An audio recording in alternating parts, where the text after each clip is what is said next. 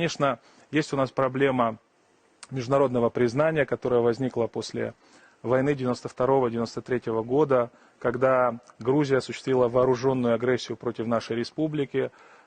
Через 2 недели после принятия Грузии в Организацию Объединенных Наций это произошло.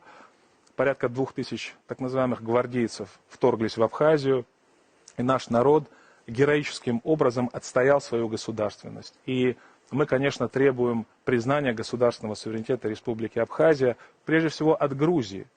Я хочу вспомнить 21 мая 1921 года, когда грузинский революционный комитет, то есть официальный орган власти, признал Абхазскую Советскую Социалистическую Республику. То есть в истории уже были прецеденты, когда Грузия официально признавала Абхазию.